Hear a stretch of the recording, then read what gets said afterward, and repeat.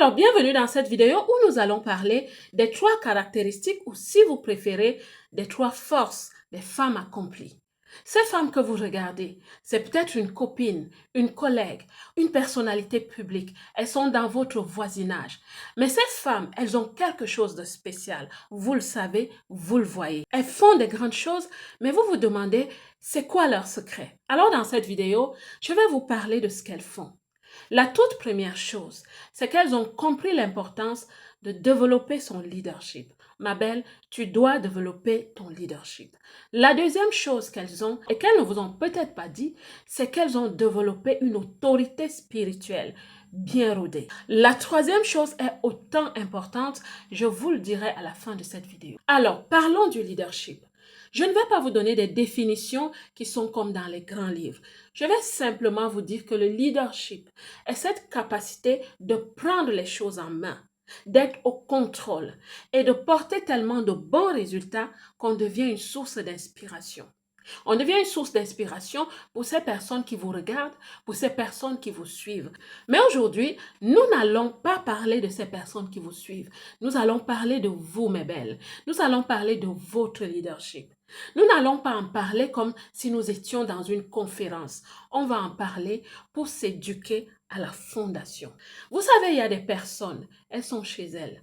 Le matin, elles se réveillent, elles voient la vaisselle dans l'évier. Elles ne s'en occupent pas. Elles vont au lavabo ou dans la buanderie, elles trouvent qu'il y a de la lessive à faire. Elles ne le font pas.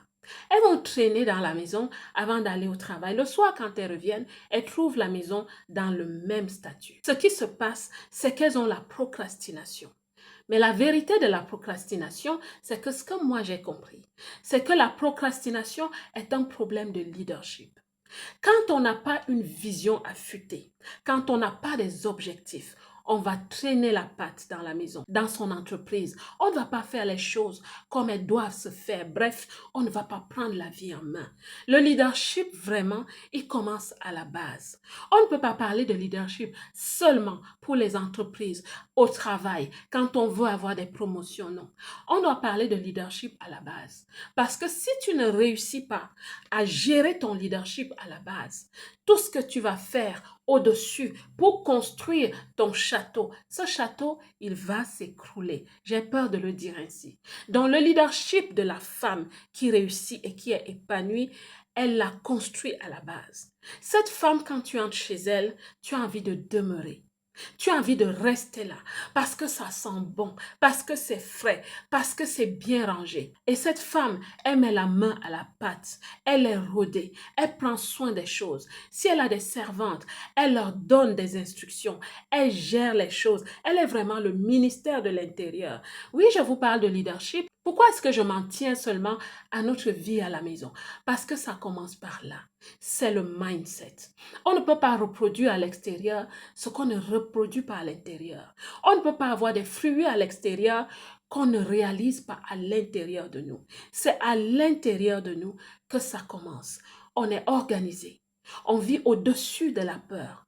On est cette femme qui devient résiliente, cette femme qui sait prendre la parole, qui sait négocier, la communication. Une femme leader est cette femme qui sait ce qu'elle veut dans la vie.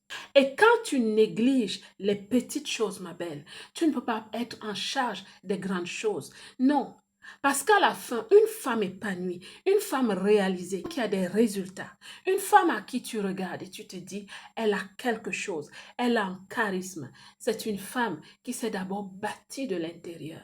Elle a bâti son leadership. Elle s'est entraînée à la maison, à donner des instructions à sa ménagère, au gardien.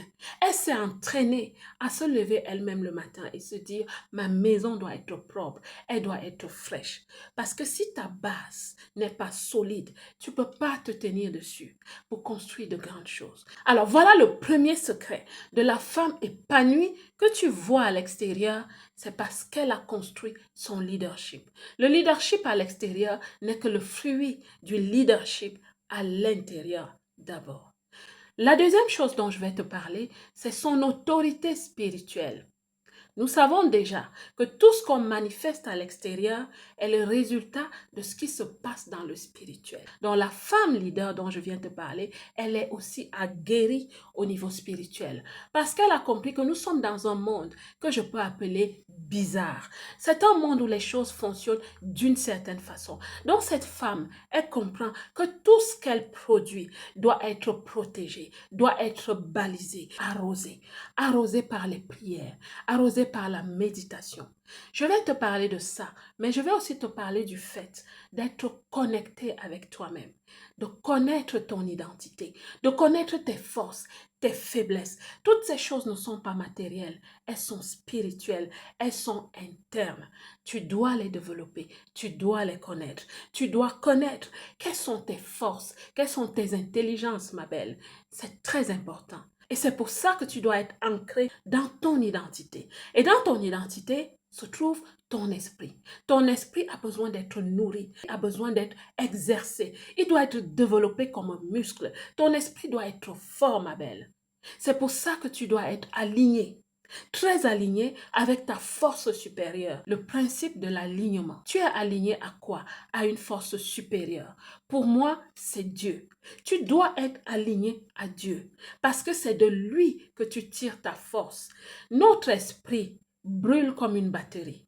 À un moment donné, on connaît des burn-out, mais tu dois te ressourcer. Je t'ai parlé de la méditation, de la prière, vraiment de cet alignement, de cette intimité avec Dieu. Ce n'est que parce qu'il te fortifie que tu peux faire de grandes choses sur la terre. Et cette connexion doit être constante. Pourquoi? Parce que tu donnes. Tu donnes de ton énergie, tu donnes de ton temps, tu donnes de ta force, tu donnes de ton intelligence. Tu dois toujours te ressourcer à la base. La femme épanouie, celle-là qui réussit, elle est alignée avec la vision suprême que Dieu a pour elle. Et cette vision se manifeste dans sa façon de se comporter, sa façon de communiquer, dans tout ce qu'elle fait, comment elle traite les autres. Cette femme est alignée avec son Dieu. Je vais aussi te parler de la sérénité. C'est une femme qui développe la tranquillité intérieure, la sérénité, la douceur, la retenue. C'est une femme qui ne parle pas n'importe comment. Cette femme est équilibrée, elle est sereine. C'est la spiritualité, ma belle. Voilà donc les secrets des femmes que vous voyez réussir. Elles n'ont pas toutes le même Dieu, mais je vais vous dire, elles sont toutes attachées à la spiritualité et elles ont des routines de spiritualité que vous ne pouvez pas imaginer. La troisième force de ces femmes, c'est qu'elles cherchent des ressources et deviennent elles-mêmes des femmes ressources. La différence qu'il y a entre les femmes qui souffrent beaucoup et celles qui trouvent la sérénité, celles qui sont épanouies dans la vie, c'est qu'elles cherchent des ressources. Et quand elles cherchent des ressources, j'ai parlé de ressources, je n'ai pas seulement parlé d'argent. C'est des ressources multiformes qui font d'elles des femmes ressources, des femmes solides, des femmes fortes. Quand elle cherche des ressources, c'est pour des objectifs.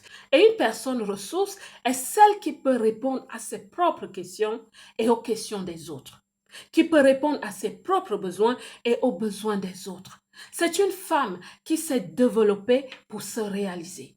Elle se développe sous plusieurs angles. Cette femme ne s'assoit pas n'importe où. Elle comprend le principe des relations. Elle comprend qu'il y a des relations verticales, des amis, des frères et sœurs, des pères, des cousins, des cousines, des collègues au travail. Elle comprend aussi les relations horizontales. En haut, il y a ses mentors, des personnes qu'elle admire, qu'elle respecte. Et en bas, sans que ces personnes soient sous ses pieds, mais c'est des personnes qui regardent vers elle, des personnes qu'elle coach, qu'elle mentor. C'est des personnes à qui elle apporte. Elle comprend le principe des relations.